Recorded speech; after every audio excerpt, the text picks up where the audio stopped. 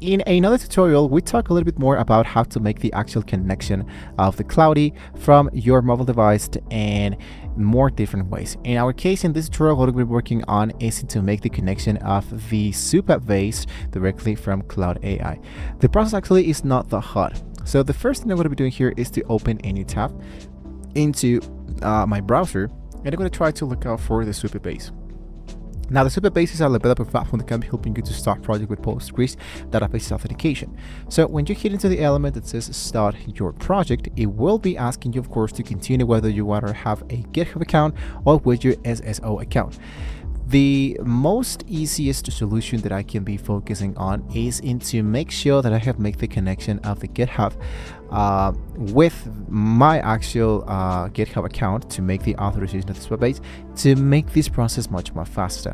Once you have now signed in directly with the actual application of the supabase.com, I'm going to just leave this as it is once I have this element, and I'm going to go head back directly into the Cloudy, not by first making sure that I have an actual organization already been connected in order to getting started. In my case, I have a personal, free, and easiest new organization to make sure that I have this connection between the actual Cloudy.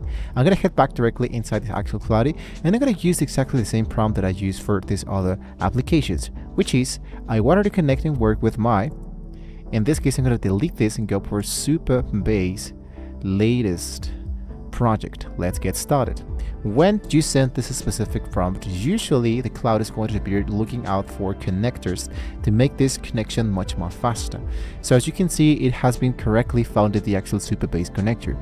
What I need to do is to hit into the element that says connect. This will be popping up a new window, so it's going to be asking the Supabase to make the authorization between the Cloud and the Cloudy.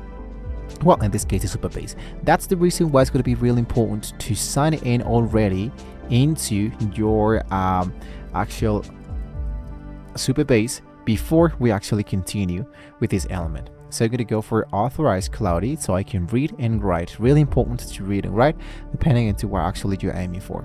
So I'm going to try to make the actual authorization in a very easy way.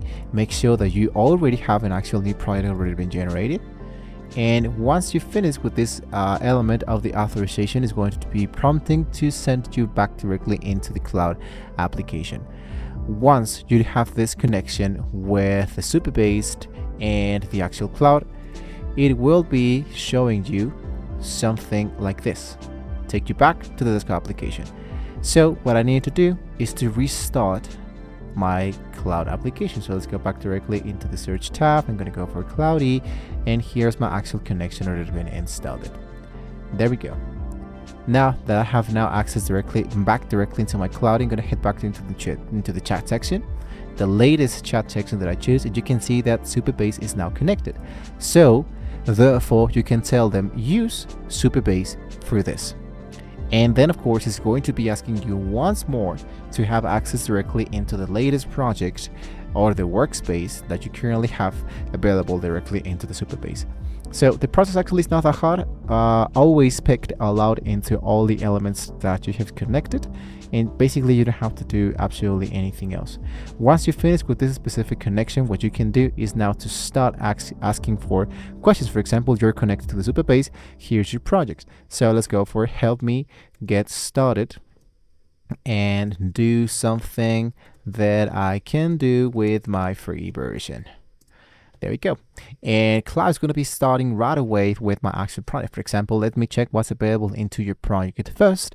And it's going to be once again asking me to grant the access between all the actual elements that I have available for my specific project. So if you have any questions, guys, you can let me know in the comments below. Thank you so much for watching the video, guys. Don't forget to like, share, and subscribe to our channel. We want to see more great tools like this from the Cloudy. And well, hopefully with all of this being said, we can all see you well, guys, next time. See you soon.